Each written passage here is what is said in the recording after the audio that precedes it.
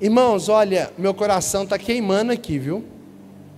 Porque Deus tem uma palavra para a sua igreja nessa noite. Quem quer receber de Deus a sua palavra?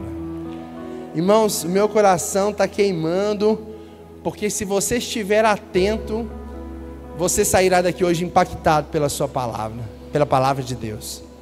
Então eu queria pedir que os irmãos se assentem e abra comigo a sua Bíblia. Senta na cadeira, aperta o cinto, porque Deus te trouxe aqui para revelar a você a sua palavra. Livro do profeta Isaías, capítulo 6. Eu queria muito a tua atenção nesse momento. Livro do profeta Isaías. As crianças estão indo para o ministério, é isso mesmo. Mas os demais irmãos peço que se assentem. Livro do profeta Isaías, capítulo 6, a partir do verso 1. Nós vamos ler 8 versos. Isaías 6, do verso 1 ao verso 8. Quantos encontraram aí? Diga amém. Quantos desejam entender a palavra de Deus nessa noite? Diga amém. Quantos anseiam pela voz de Deus nessa noite? Diga aleluia. Olha o que diz o texto. No ano da morte do rei Uzias, eu vi o Senhor assentado sobre um alto e sublime trono, e as abas das suas vestes enchiam o templo. Serafins estavam por cima dele, cada um tinha 6 asas, com 2 cobriam o rosto, com 2 cobriam os pés, e com 2 voava. E clamavam uns aos outros, dizendo: Santo, Santo, Santo é o Senhor dos exércitos, toda a terra está cheia da sua glória. As bases do limiar se moveram à voz dos que clamavam, e a casa se encheu de fumaça. Então eu disse: ai de mim, estou perdido, porque sou um homem de lábios impuros, e habito no meio de um povo de impuros lábios, e os meus olhos viram o rei. Quem? O Senhor dos exércitos. Então um dos serafins voou para mim, trazendo na mão uma brasa viva, que tirara do altar com uma tenaz, e com a brasa tocou minha boca e disse: eis que ela tocou seus lábios, a tua iniquidade foi tirada, e perdoado o teu pecado. Depois disso, ouvi a voz do Senhor que dizia: a quem enviarei? E a quem há de ir por nós? Disse eu: eis-me aqui, envia-me a mim. Fecha os seus olhos, peça o Espírito Santo para falar ao teu coração. Talvez você chegou aqui, já cantou, já adorou. Talvez você veio ver como é que está, o que está acontecendo. Talvez você veio aí com o coração, com algumas coisas. Eu queria que você se desligasse nesse momento. Eu queria que você tentasse esquecer das coisas lá de fora. Talvez você está com uma semana programada aí na sua cabeça. Talvez você tenha tantas coisas para resolver essa semana.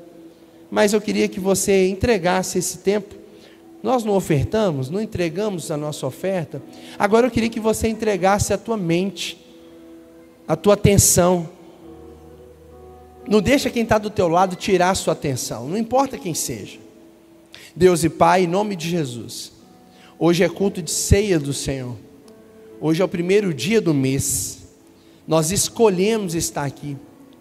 Nós estamos aqui hoje não porque somos à toa, mas nós consideramos estar aqui algo muito importante. Talvez pessoas que têm até coisas importantes para fazer, mas consideraram estar aqui mais importante ainda. Por isso, Pai, nós nos arrependemos dos nossos pecados. Sonda nosso coração. Veja, Deus, em nós aquilo que te desagrada e tenha misericórdia do teu povo. Senhor, lava-nos com teu bálsamo, lava-nos com a tua presença, lava-nos com teu sangue, inunda-nos com a tua presença nessa noite. Pai, repreenda o ladrão de semente, repreenda o diabo, o nosso inimigo, repreenda todo demônio que tenta nos dispersar nesse momento. que a nossa mente esteja sintonizada com a voz do Espírito, que o Teu Espírito fale ao nosso espírito, que nós possamos compreender a Tua palavra. Ilumina-nos, Senhor, nessa noite, em nome de Jesus. O tema dessa noite é: o trono não está vazio. Para a gente entender o capítulo 6 de Isaías, eu queria te convidar comigo a prestar atenção nessa introdução, porque cada vírgula, cada palavra que está na Escritura, ela tem um propósito. Cada versículo que consta na Bíblia, Deus colocou ali com um significado, e a nossa oração é que o Espírito Santo nos dê um entendimento daquilo que Ele escreveu. Duas pessoas aqui são citadas no texto: o profeta Isaías, né? Primeiro, quem foi o profeta Isaías? E também o rei Uzias, né? Quem foi o rei Uzias? Está mais fácil saber quem foi Isaías do que quem foi Uzias, né? Mas vamos lá. Deus dá uma visão a Isaías, e essa visão começa falando sobre o rei Uzias, que esse rei morreu. Quem foi Isaías, irmãos? Isaías foi isso você sabe, Isaías foi um profeta. Isaías, ele não começa a profetizar no capítulo 6 não, tá? Isaías já profetizava já há alguns anos, alguns belos anos. Mas no capítulo 6, o ministério de Isaías, ele dá uma evidenciada.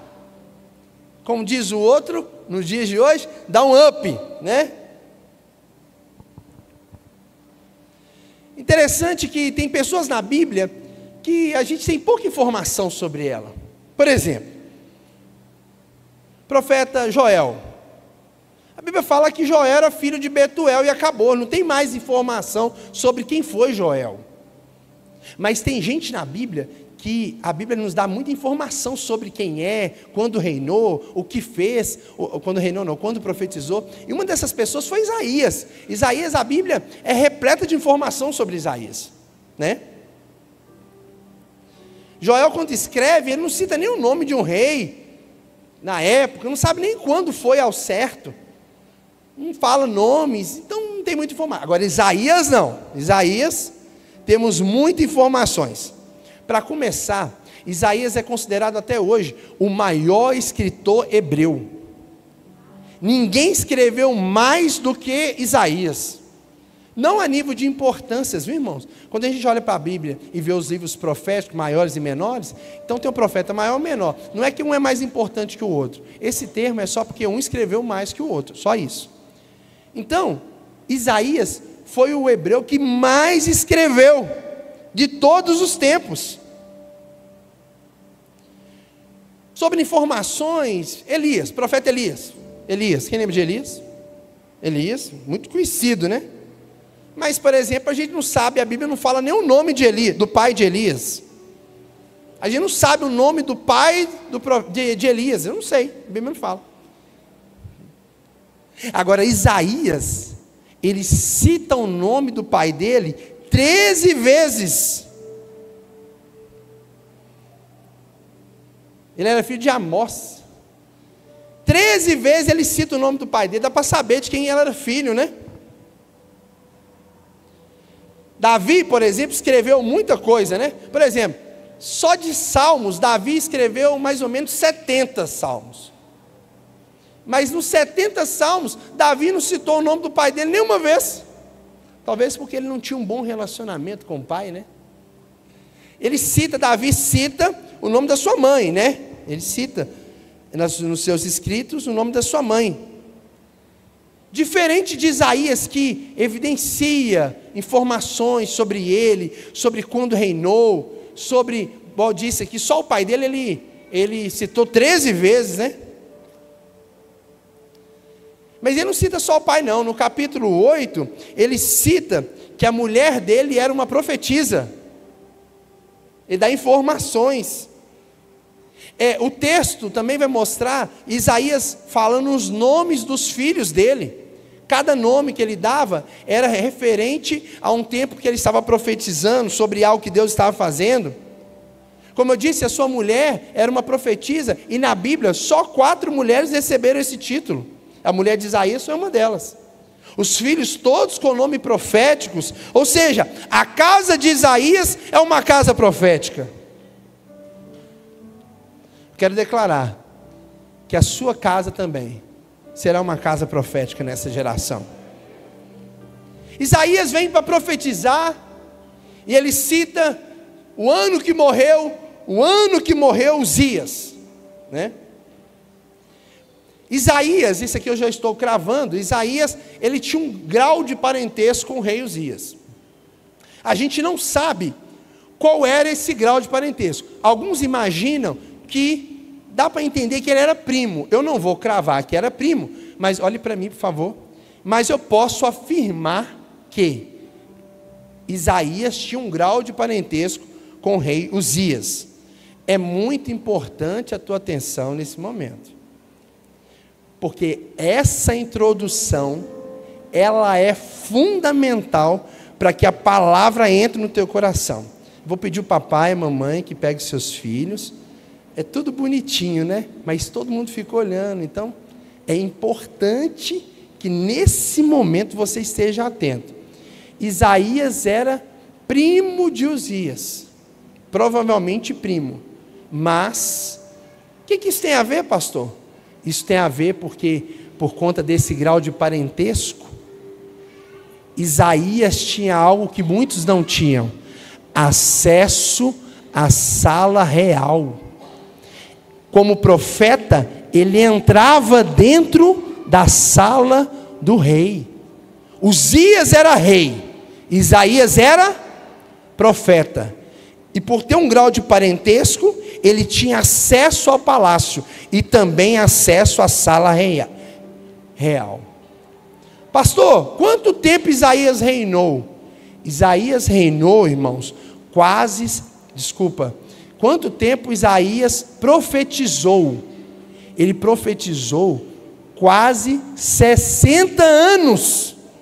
Já pensou? Um profeta profetizando 60 anos? 60 anos significa que ele profetizou durante 4 reinados. Foi um dos ministérios proféticos mais longevos. Ele profetizou sobre 4 reis: o reinado de Uzias, morreu aqui. Depois ele profetizou sobre Jotão. Depois sobre o reinado de Acás. E por fim ele profetizou no reinado de Ezequias. Olhe para mim. Entra rei, sai rei. Isaías continua servindo a Deus. Deixa eu liberar uma palavra sobre você. Abra suas mãos assim. Entra governo e sai governo, e você continuará fazendo a vontade de Deus. Nós não somos movidos por partidos políticos, nós somos direcionados por aquele que nos chamou e nos comissionou. Nós não dependemos de presidente, nós não dependemos de governador, nós não dependemos do prefeito. A nossa confiança está na mão daquele que tem todo o poder. Muda rei, Isaías continuou profetizando. Entra governo, sai governo, e você continua servindo Jesus. Você entendeu um pouquinho sobre Isaías. Agora, quem foi Uzias? Isaías foi um grande profeta, ok, mas quem foi o rei Uzias? Além do capítulo 6, né, de Isaías, tem 2 textos que falam um pouco mais sobre Uzias. 2 Reis 15 e 2 Crônicas 26, também vai dar informações sobre Uzias. Aí que eu queria que você entendesse, preste atenção. Uzias, ele reinou entre 52 e 55 anos, mais ou menos. Os anos 52 e 55, né? Ele assumiu o trono quando o seu pai morre, ou melhor, o seu pai é assassinado. O rei que antecedeu o seu pai foi assassinado. Então ele tem que assumir o trono com 16 anos de idade. Você imagina você cuidar de uma nação, ser rei de uma nação com 16 anos de idade? Esse foi Uzias. Começou o ministério com 16 anos. como é que foi o ministério, o reinado de Uzias? Diz os textos, que Uzias buscava o Senhor, ele honrava a Deus. E porque o rei Uzias, mesmo assumindo o ministério tão cedo, e porque ele dependia de Deus, Deus começou a dar ao seu povo muitas vitórias através daquele rei, que mesmo que assumiu o reinado precocemente, ele buscava a Deus e atribuía a Deus as vitórias. Com isso o exército foi crescendo, o povo de Deus foi vencendo, através do reinado de Uzias. O povo venceu até os filisteus, os filisteus que sempre atribulou o povo de Deus, né? No reinado do rei Uzias, irmão, filisteu não teve chance não, porque era um homem que ouvia a voz de Deus, começou bem, fazia as coisas certas, buscava as coisas de Deus. Deus foi honrando ele. Quem está entendendo até aqui? Começou bem. Por exemplo, os filisteus, eles tinham 5 capitais, 5 cidades, 5. E das 5, através do reinado aqui de Uzias, 3 capitais dos filisteus foram tomadas: Asdod, Gate, que é lá quem lembra de Gate? Quem era um filisteu grandão? Golias era de Gate. Então, Asdod, Gate e Jabine foram territórios tomados pelo povo de Deus. Irmão, você imagina uma capital, um povoado, um viralejo de um povo, de um exército inimigo. Você toma e cria povoados ali dentro, você estabelece o seu povo ali dentro do território inimigo. É isso que o exército de Deus estava fazendo através do trabalho do rei, né, Uzias. Ele derrubou muros e edificou províncias lá dentro dessas cidades. Deus deu a esse rei grandes conquistas. Deus ergueu, enriqueceu, abençoou o reinado de Uzias. Os amonitas, que eram um exército que batia no povo de Deus e cobravam tributos, foram derrotados. E agora eram os amonitas que pagavam tributo para o povo de Deus. Olha como que o exército de Deus foi se organizando. Ele edificou torres nas portas de Jerusalém, para guardar Jerusalém. Em 2 portas ele edificou torres para proteger Jerusalém. E olha que eu estou falando só do reino sul, né? Só de Judá. Só em Judá ele conseguiu, está preparado aí, reunir 370 mil homens no seu exército. Olha o que o rei Uzias conseguiu fazer, irmão. Porque era temente a Deus, porque fazia as coisas segundo o que Deus mandava. Ele conseguiu formar um exército de 370 mil soldados. Isso só em Judá, irmão. Pensa num povo forte. Pensa num povo estabelecido. Deus deu ao rei Uzias, sabedoria para construir armas de guerra. Então, o exército de Deus estava construindo armas que os outros não conheciam. A catapulta, que a gente gosta de ver nos filmes aí de guerra, né? Aquele instrumento medieval, biblicamente, a catapulta, a origem da catapulta é atribuída ao rei Uzias. Deus deu a eles estratégias de construir armas que os outros exércitos não tinham. Quem está entendendo até aqui? Uzias foi tão abençoado que ele teve a ideia de furar poços em volta do arraial, para abençoar os transeuntes, para abençoar os forasteiros. Ele foi conhecido como o rei de dar água aos bois. Ele fornecia água aos animais da circunvizinhança. Imagina o povo próspero, abençoado, exército forte, a nação crescendo, próspera, tudo através do reinado do rei Uzias. Só que aí chega a 2 Crônicas 26, você vai anotar, 2 Reis 26, no verso 18, diz o texto, que um certo dia, esse rei que era abençoado, que Deus estava dando a ele tantas estratégias, um certo dia, estava dando tudo certo, um certo dia, irmão, a soberba tomou o coração do rei Uzias, ele deixou se exaltar, ele caiu no erro de achar que era bom, tantos tapinhas nas costas, tanto sucesso, tantas bênçãos.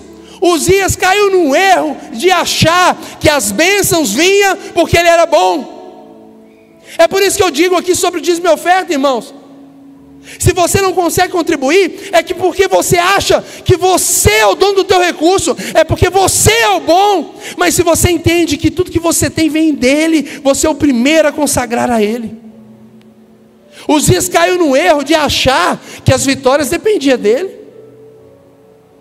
Uzias, um rei que assumiu com 16, 17 anos, um reinado abençoado, próspero, vitorioso, 300 e tantos mil soldados à disposição, armas que ninguém tinha, um poder bélico maravilhoso. Agora Uzias se corrompe. Sabe qual foi o erro de Uzias? Ele começou bem, mas ele acabou se perdendo. Ele quis fazer algo que não era da sua alçada. Ele quis fazer além do que Deus havia mandado ele fazer. Isso a gente precisa tomar cuidado. Tem muita gente fazendo o que está afim e colocando na conta de Deus. Teve alguém que falou comigo muitos anos atrás: pastor, Deus falou comigo, me mostrou claramente que eu e minha esposa, precisamos ir para o Rio de Janeiro. Deus falou comigo, e nós vamos para o Rio de Janeiro. O que o senhor acha? Eu falei: eu acho? Se Deus falou, meu irmão, eu vou achar o quê? Só aí eu já entendi que não era Deus. Porque se Deus falou, você fica com dúvida? Se Deus falou, você pede a opinião de alguém? Me ajuda aí. Então, tem muita gente que toma decisão precipitada, que depois o filho chora, a mãe chora, porque está fazendo o que é conveniente e falando que é visão de Deus. Toma cuidado. Ora, meu irmão, não fala o que o pastor está falando, não. Não fala o que o vizinho está falando, não. Ora, vai para o quarto. E Deus, se você tem relacionamento, é Deus que vai testificar no teu coração. E aí, Uzias empolgou, né? Ele quis fazer o que Deus não havia mandado ele fazer. Sabe o que Uzias quis fazer? Ele era rei, ele tinha que comandar os capitões do exército, ele tinha que gerir a nação, ele tinha que ocupar ele tinha que estar no trono, reinando sobre Israel, sobre Judá. Sabe o que ele fez? O bonitão? Vou queimar incenso no santo lugar. Só que queimar incenso não era atribuição de rei, mas de sacerdote. Mas o bonito achou que ele, por ser vitorioso, ele tinha o direito de ir lá queimar incenso.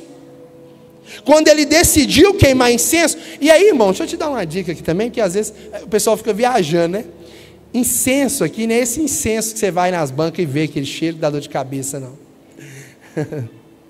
O incenso aqui, como é que eu vou te ajudar?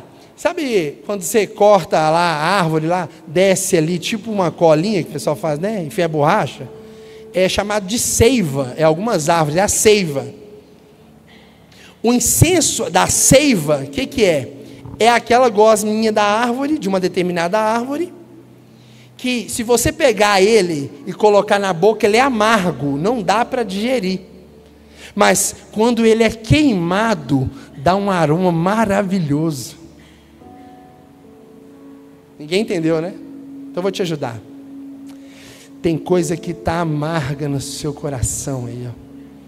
Mas se você queimar, é igual oração, irmão. Se você queimar em oração isso que está amargo, Deus vai receber como um aroma suave. Isso que hoje está amargo pode subir em adoração, de forma suave a Deus. Deus ainda procura aqueles que oferecem a Ele incenso.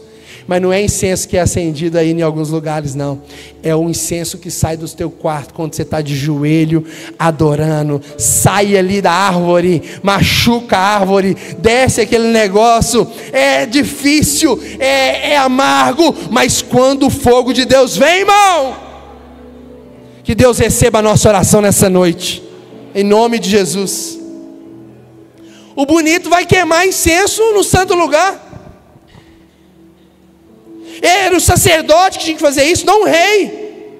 Mas por ter sucesso, ele achou que poderia fazer isso. Ah, mas eu sou promotor de justiça. Você é promotor de justiça lá. Aqui todo mundo é servo de Deus. Na igreja tem promotor de justiça, tem delegado, tem lixeiro, tem recepcionista, tem gerente de banco, tem advogado, tem psicólogo, tem pedreiro, tem pintor. E aí, irmãos, senta todo mundo na mesa e a mesa nivela todo mundo. Você pode ganhar R$1.000 por mês, você pode ganhar R$200 mil por mês. Eu vou te tratar da mesma forma. Porque, eu sou rei, você é rei, mas não é sacerdote. Mas eu posso fazer. Não, você vai mandar em outro lugar. Aqui não. Aqui quem comanda é o Espírito Santo de Deus, irmão. Quando ele entra para queimar o incenso, o sumo sacerdote, Deus é tão bom que ele envia, pessoas, para falar com a gente, amém?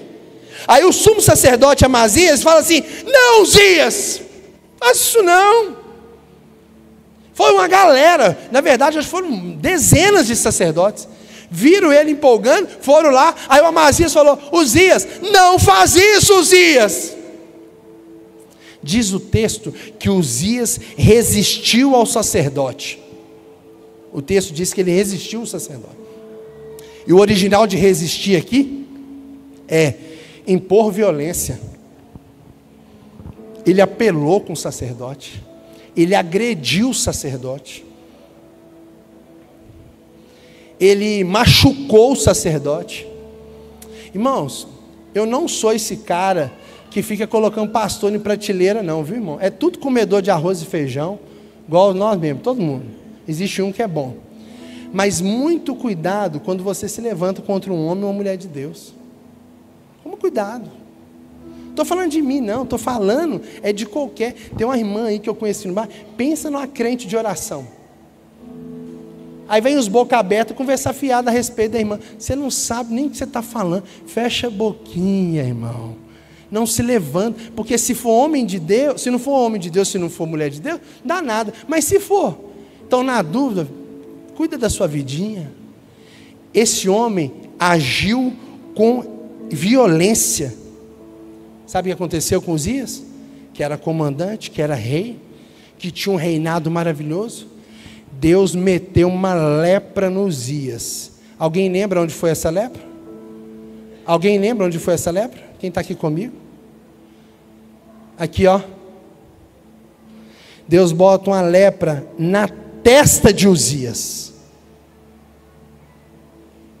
Eu estou te pedindo para prestar atenção, porque essa introdução vai mudar a sua história. A lepra na testa. Por que Deus botou uma lepra na testa? Por que não colocou no peito, na perna? Porque na testa não tem como esconder. E mais, lepra é ferida aberta, irmãos. É pus, é abertura, é dor. Pergunto a vocês, tem como pôr coroa em cima de uma lepra? Sabe por que Deus colocou a lepra na testa? Para que Uzias não usasse mais a coroa de rei. E sem coroa de rei, não pode tomar decisão de rei. Está entendendo aí, irmão? Amém ou não? Só que a lei, segundo Levítico 13:14, fala, a lei judaica fala, lá em Levítico 13:14, fala que o leproso deveria ser arrancado do convívio e arrancado do arraial. Sim ou não? Como fazer isso com o rei? Ele era rei. Ele era rei. Mas ele não podia conviver com os outros. Sabe o que fizeram? Construíram uma casa nos fundos do palácio e colocaram o rei Uzias ali. E a lepra contagiosa e sem cura. E ali o rei Uzias ficou sozinho, isolado, no fundo do palácio, com uma lepra no meio da testa, grande ferimento, sem poder colocar a coroa mais na sua cabeça. Por que eu falei tudo isso, pastor? Eu acho que alguém já está entendendo. Eu acho que você começou a entender o tema da mensagem dessa noite. Para alguém assumir o trono, o rei tem que morrer, sim ou não?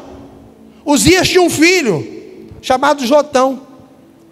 Mas Jotão não podia assumir o trono, porque Uzias estava morto, ele estava leproso. Israel tinha um rei, mas não tinha, está entendendo?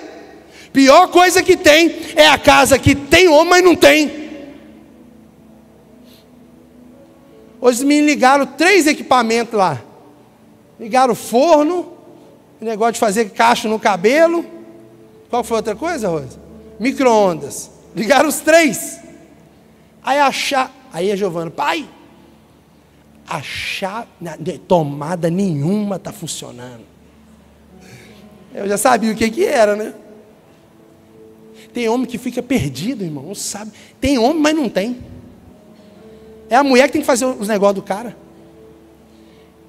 Estou falando de machismo e feminismo. Assuma o que Deus mandou você fazer, meu irmão. Todas as áreas da sua vida.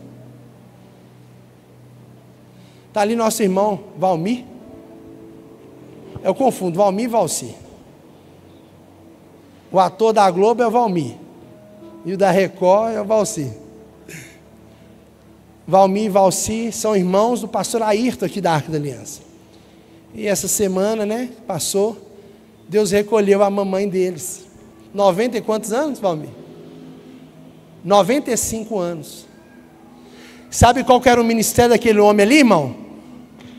Eu sou tutor da minha mãe. É eu que dou banho. É eu que vesto roupa. É eu que durmo com ela. É eu que levo para o hospital. Eu fiquei com ela. Eu despedi dela. Eu orei por ela. Isso é homem que faz, irmão.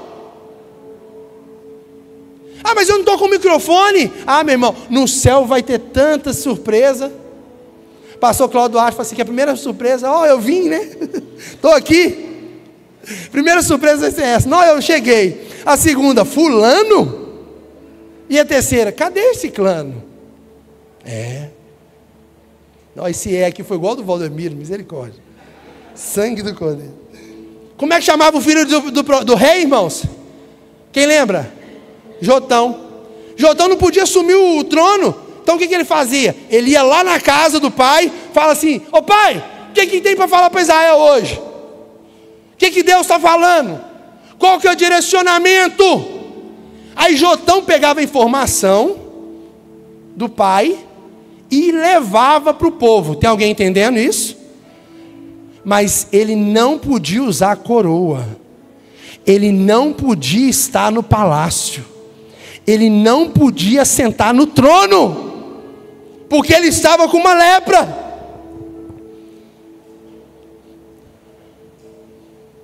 Não tinha mais voz de comando na nação. A nação agora sem rei, sem comando, a nação está perdida. Sem governo, tem alguém entendendo aqui? 16 anos. A nação sem rei. Mas não podia trocar porque não morreu. Mas não morria, mas não podia reinar. 16 anos sem comando. Trono vazio aponta para descontrole. Trono vazio aponta fraqueza. Quem está entendendo? Numa disputa de território, numa disputa de exército, uma nação com trono vazio significa ser uma nação vulnerável. Quando os inimigos percebem que o trono estava vazio, que o governo estava abalado, os inimigos de Judá sitiaram Jerusalém. Até o povo de Edom, que era um povo menor de relevância, quis invadir Jerusalém, irmãos. Uzias tinha um exército de mais de 300 mil homens, mas agora sem comando, um exército frágil. Aqueles que recebiam tributo, agora voltaram a pagar tributo. 16 anos de trono vazio. Entenderam até aqui? Amém? Entenderam o contexto? Pessoal da mídia, por favor. Isaías capítulo 6, verso 1. 16 anos sem comando, a nação sofrendo, porque o rei estava leproso, não tinha comando. Então Deus levanta o profeta para profetizar. Quem recebe a palavra de Deus nessa noite? Diz o texto: no ano da morte do rei Uzias, aquele que estava no comando morreu. Assim que o rei morre, Isaías tem uma visão. Qual foi a visão? Deus estava andando para lá e para cá, coçando a cabeça.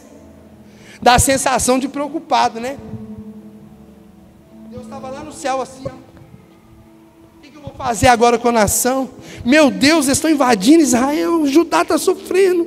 Qual que vai ser a minha estratégia? É assim que a gente fica, né? Mas qual é a visão? Deus poderia ter se revelado a Isaías de qualquer outra forma, em pé, deitado, correndo, só a face, só a destra. Ele podia ter se revelado de qualquer forma, mas a visão de Isaías, olha: no ano da morte do rei Uzias, eu vi o Senhor assentado sobre um alto e sublime trono. Vamos lá, agora eu prego. Deus está falando para Isaías, aleluia, o trono aí da terra está vazio, Isaías, mas o alto e sublime trono continua ocupado. No ano da morte do rei Uzias, eu vi o Senhor assentado sobre um trono qualquer, não, sobre um alto e sublime trono. O trono aí de baixo pode ter ficado vazio, mas o alto e sublime trono continua ocupado. Ele está dizendo assim para mim e para você: eu continuo no controle de tudo. É desesperador, irmãos, quando as coisas saem do nosso controle. É desesperador quando as contas não batem. É desesperador quando o diagnóstico vem. É desesperador quando a crise bate no teu casamento, quando o pecado insiste em te derrubar. É desesperador quando a contenda vem, a inveja bate a porta, os problemas da vida vêm, você se quer entregar. É desesperador, irmãos. É desesperador olhar para o trono e ver o trono vazio. Eu falei: meu Deus, eu não estou dando conta, como é que nós vamos fazer agora? Mas a palavra de Deus para você é: eu continuo no comando de todas as coisas. Deus permanece no controle de tudo. Isaías, você está vendo com a ótica da terra. Olha para cima, o trono aí está vazio, mas o trono aqui está preenchido.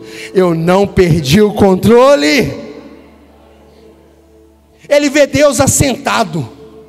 Ele não vê Deus desesperado, correndo para lá e para cá. Ele vê Deus reinando, soberano, tranquilamente, soberano, tranquilamente, dominando tudo. Ele não perdeu o controle de nada. Vou te ajudar para você receber. O diagnóstico não for bom, mas Deus está no controle. A conta ainda não fechou, Deus está no controle. As drogas bateram lá no portão da sua casa, Deus permanece no controle. Teu marido não veio para Jesus ainda, Deus permanece no controle. Os projetos ainda não saíram do papel, Deus não saiu do controle. Ei, os seus filhos têm te dado angústia, dor, tristeza, Deus não saiu do controle. Você está desempregado, perdeu o emprego, a empresa fechou, não está vendendo, Deus não saiu do controle. Pastor, não estou dando conta, essa ansiedade vai me corroer. Deus não saiu do controle. O diagnóstico foi contrário, Deus não saiu do controle. A minha mamãe foi recolhida, Deus não saiu do controle. Olha o que está dizendo o versículo 1. O ano da morte do rei, eu vi o Senhor assentado sobre um alto e sublime trono, e as abas das suas vestes enchiam o templo. Que templo é esse, irmão? Ele está falando do trono lá em cima, mas agora a orla da sua veste enche o templo da terra. Eu estou aqui, ó, e a minha vestimenta vai até aí. A orla do vestido. O trono está na eternidade, mas a orla do vestido está na terra. Estou na eternidade, mas a orla do meu vestido está na sua casa. Eu não sou um rei inacessível. Quem quiser é só fazer igual aquela mulher que determinou no seu coração: se eu apenas tocar na orla da sua veste, eu estou no trono de glória. Mas se você crer, você pode tocar nas orlas da minha veste nessa noite. Está preparado aí? Olha o versículo 2. Olha o versículo 2, irmão. Coisa mais linda. Olha o versículo 2. Versículo 2.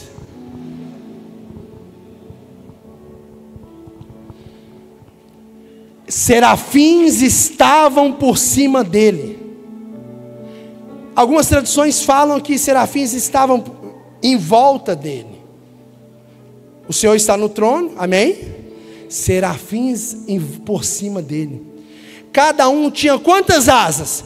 Cada serafim tinha quantas asas? 6, diz o texto, que 2 asas, eles cobriam o quê? Com 2. Com 2 eles cobriam os pés. E com 2 voavam. Entendeu nada, né? Imagina que troço estranho. Difícil, né? Deixa eu te ajudar. Isso aqui, ó, adoração. Isso aqui, ó, adoração, rendição a Deus. Então os serafins mais adoravam do que voavam. Alguém já entendeu aqui? Não? Alguém já entendeu alguma coisa? 6 asas. 4 era para reverenciar a Deus, e 2 para voar. Quando eu uso a maior parte do meu potencial para adorar a Deus, eu alcanço voos inesquecíveis.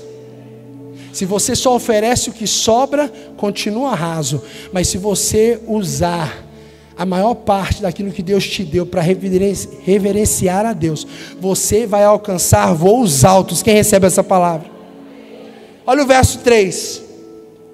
Esses anjos que voavam com o rosto tampado, com o pé tampado, esses anjos clamavam uns aos outros dizendo: o que eles clamavam?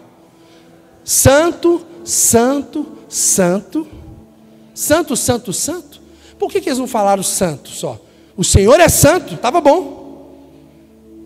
Ele é santo, amém, irmãos? Wilson Shedd vai dizer o seguinte: por que eles falavam santo, santo, santo?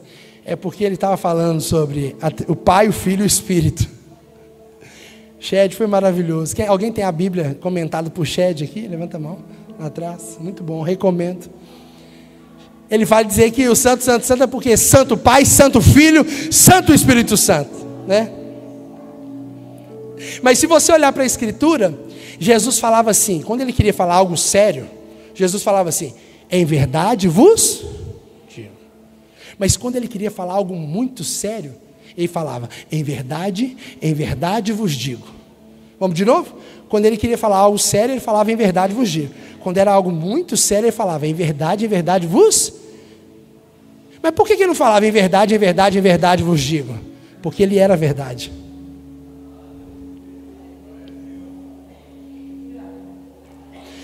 Pastor, por que 3 vezes? O judeu não repete a mesma coisa, é da cultura, irmãos. O judeu não repete a mesma coisa mais do que 3 vezes.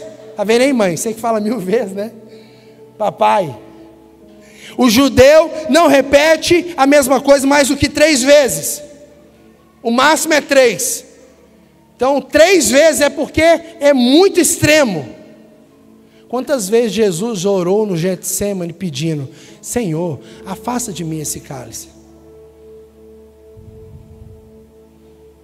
3 vezes ele orou no Getsêmani.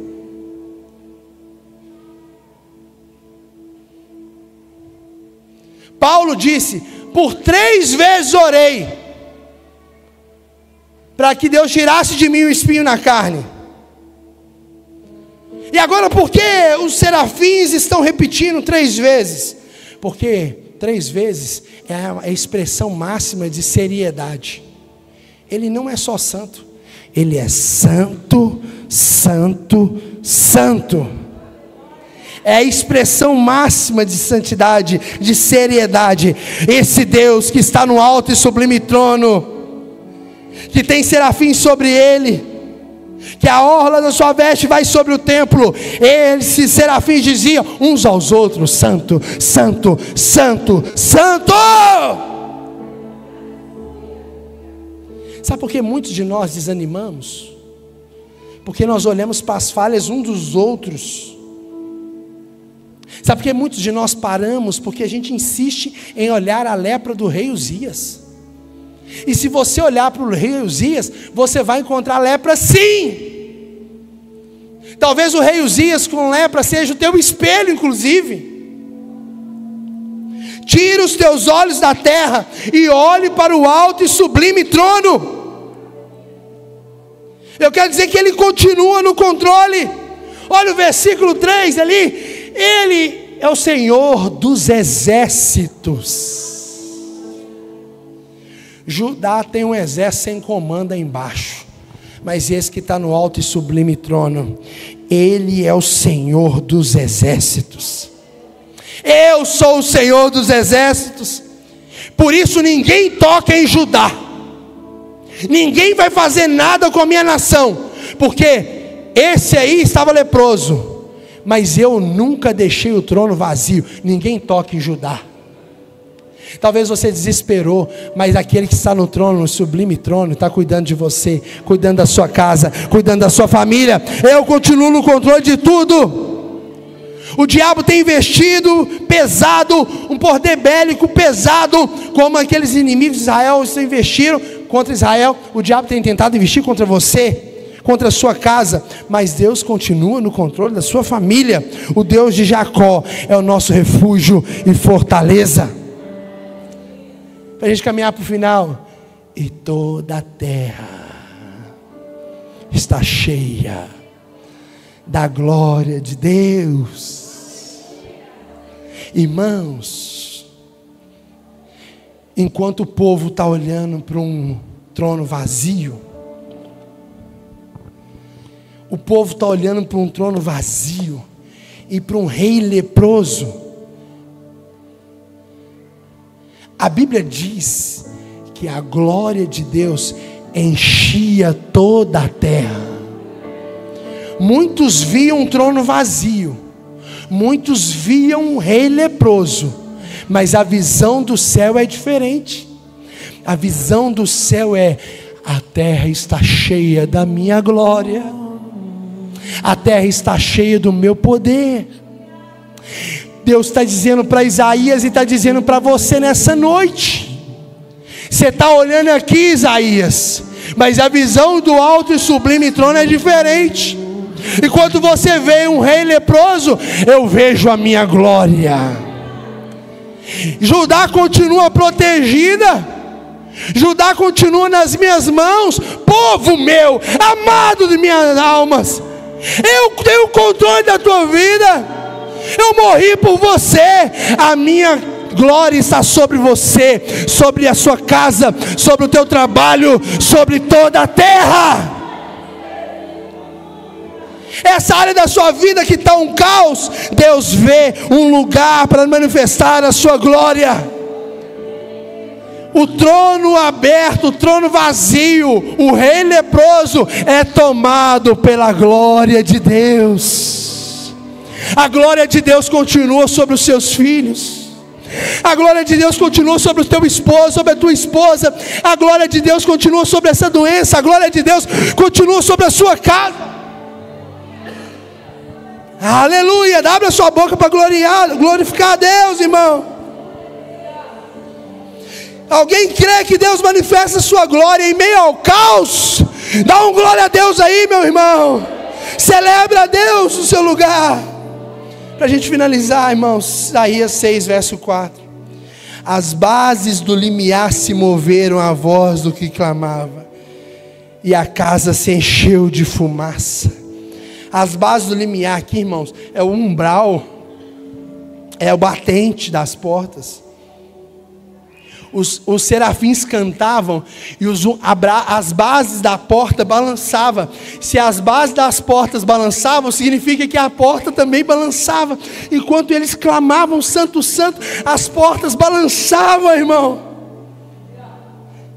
Mas lá em Atos 16, diz o texto, Paulo e Silas presos, acorrentado. Ele falou assim: vamos fazer o seguinte, dá para cantar?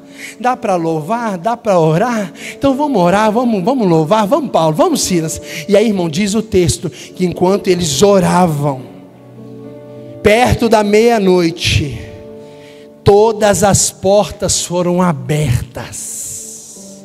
Espera aí, os serafins cantam, a porta balança. Paulo e Silas cantam, as portas se abrem. Por quê, irmão? Anjo não tem doença, anjo não tem boleto, anjo não tem situações difíceis, complicadas com filhos. Anjos não passam por provações e adoram. Agora nós, quando adoramos, o céu vê. Porque ele está dizendo, mesmo na luta está adorando. Então eu não vou só balançar, eu vou abrir portas para quem adora. Mesmo com tanta luta, você veio aqui hoje, levantou as mãos e adorou. A sua adoração vai abrir portas que você nem imaginava. Quando a igreja adora, as portas se abrem. Quantos vieram aqui para adorar a Deus? Então fique de pé no seu lugar. Quem crê que Deus permanece no controle, fica de pé, dá um glória a Deus no seu lugar. Ele permanece no controle de tudo. Despertai, Ele permanece no controle de tudo. Levante as suas mãos, adore-o. Queria convidar o diaconato aqui à frente, enquanto você adora. Aleluia. E ao Cordeiro seja o louvor. Ofereça a Ele essa canção. Seja a honra, seja a glória, seja o domínio pelos séculos dos séculos. Poderoso Deus,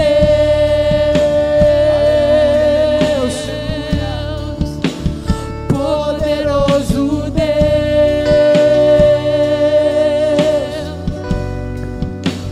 poderoso Deus, minha alma anseia por ti. A importância da adoração, né?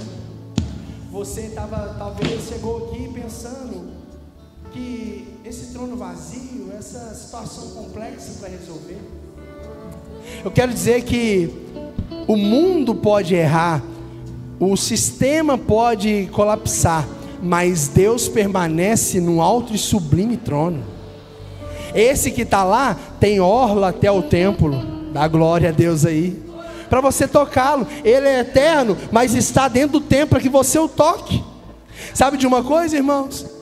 Ele está aqui nessa noite para dizer que Ele permanece no controle da tua vida, e Ele tem visto cada área que você tem vivido. Mas eu finalizo com a leitura do texto, Isaías 6, verso 5. Depois dessa visão que Isaías viu, que Isaías teve, dos anjos, santo, santo, santo, santo, a glória inundando toda a terra, Isaías reage. Sabe qual é a reação do profeta? Ai de mim, ai de mim, estou perdido, porque eu sou um homem de lábios impuros, e habito no meio de um povo de impuros lábios, e os meus olhos viram o Rei, o Senhor dos exércitos. Eu não posso sair daqui hoje com essa informação normalzão, como se nada tivesse acontecido.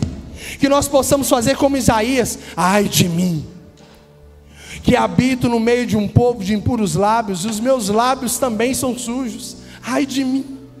Espera aí, o que o Senhor vai fazer com aquele que se arrepende hoje para comer e beber dele? Nós vamos comer e beber e encerrar. Até o capítulo 5, Isaías está dizendo assim: ai do povo, ai do povo, ai do povo. Mas chega no capítulo 6, que ele vê o trono, ele fala: ai de mim. Verso 6, olha lá, olha lá. Então, você quer que eu pare aqui ou posso finalizar com 2 versículos? Pode finalizar? Então um dos serafins voou, com 2 asas, né? Voou para mim, o serafim foi até ele, e trazendo na mão uma brasa viva. Uai, o serafim tinha asa, agora tem mão, e traz na sua mão uma brasa viva, que tirada do altar com uma o que, irmãos? Alguém sabe o que é uma tenaz? Levanta a mão, alguém sabe? A tenaz, irmão sabe? A tenaz é como se fosse uma turquesa grande de ferro. É uma ferramenta utilizada para tirar, para manusear algo muito quente. Para manusear algo quente. Então o serafim pega com a tenaz uma brasa e toca na boca do profeta. Espera aí, que informação é essa, pastor? Ferramenta de ferro? Que bobeira, que informação é essa? Sabe o que significa serafim no original? Sabe o que significa? Ser de fogo. Serafim no hebraico significa ser de fogo, anjo de fogo. Esse que é um ser de fogo, precisou de uma tenaz para pegar a brasa no altar. E com essa tenaz, ele toca na boca do profeta. Perdoa os pecados, restaura Isaías, restabelece o seu ministério. Pastor, qual a diferença da brasa e do fogo? Sim ou não? Brasa e fogo. Preste atenção. Pega uma carne, uma picanha, você pode, coloca ela, acende a churrasqueira e bota ela no fogo. Ela vai tostar por fora, mas não vai assar por dentro. Mas coloca essa carne sobre uma brasa, ela assa por dentro e por fora. Essa brasa que o Senhor toca no profeta é uma brasa que muda por dentro e por fora. Eu não creio no avivamento que te ensina a cortar o cabelo. Não pode cortar o cabelo, mas não te ensina a cortar a sua língua. Eu não creio no avivamento que o tamanho do vestido manda o tanto que você é crente ou não. Eu creio no avivamento que começa de dentro. uma brasa que vem de dentro. Isaías foi tocado com uma brasa, é de dentro para fora. Você pode enganar botando um blazer, você pode enganar tocando, você pode enganar pagando de crente, mas a brasa é para aqueles que decidem viver de verdade. Esse que está no alto sublime trono, que recebe adoração 24 horas, dispensa um anjo com uma tenaz, com uma brasa para tocar você nessa noite.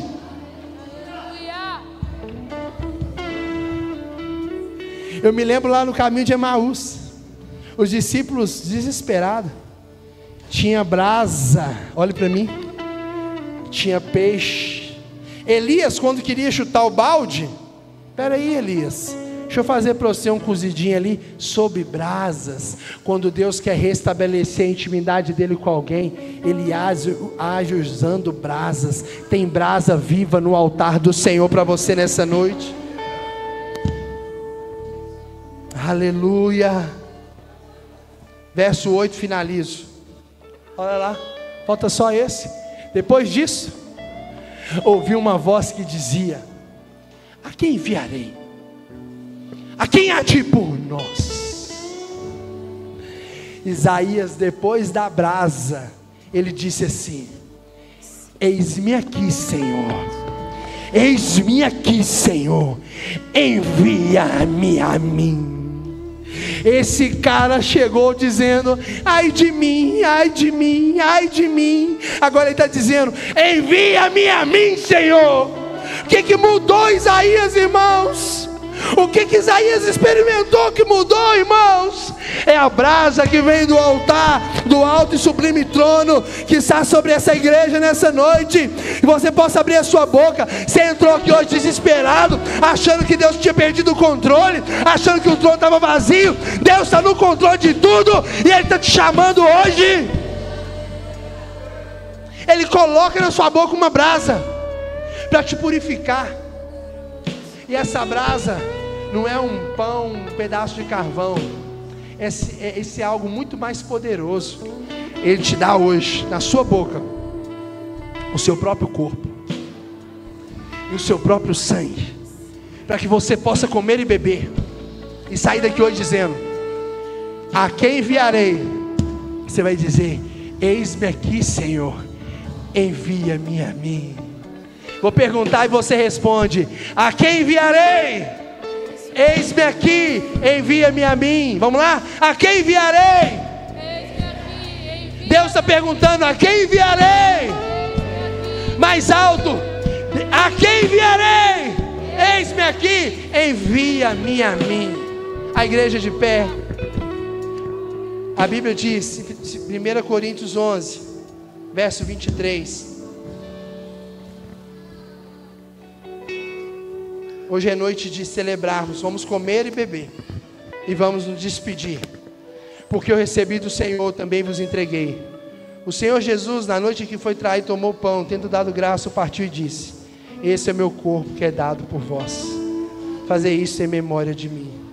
Por semelhante modo, tomou também o cálice e disse: este cálice é a nova aliança no meu sangue, fazei isso todas as vezes que o beberdes, em memória de mim. Todas as vezes que comeres este pão e beberes o cálice do Senhor, anunciar a morte dele, até que ele venha. Por isso, aquele que comer do pão e beber do cálice do Senhor indignamente, será réu do corpo e do sangue. Examine, pois, o homem a si mesmo, e assim, coma do pão, beba do cálice, em nome de Jesus. Senhor, nós consagramos os utensílios, os elementos. Essa é a ceia do Senhor. Este é o teu pão, este é o suco. Agora tipifica o teu corpo e o teu sangue, em nome de Jesus. Os diáconos podem servir. Você no seu lugar, você que tem uma aliança com Deus, você que congrega, você já é batizado. Essa é a instrução. Mas o Senhor diz: examina o homem a si mesmo. Comer dignamente é comer sem discernir. Mas se você se arrepende hoje, decide viver para Jesus, examine o homem a si mesmo, e assim coma do pão, beba do cálice, em nome de Jesus. Enquanto os irmãos estão servindo, pode acender uma luz do meio para facilitar para o diaconato. Vamos adorar o Senhor com essa canção. Como é nos céus, deixa o céu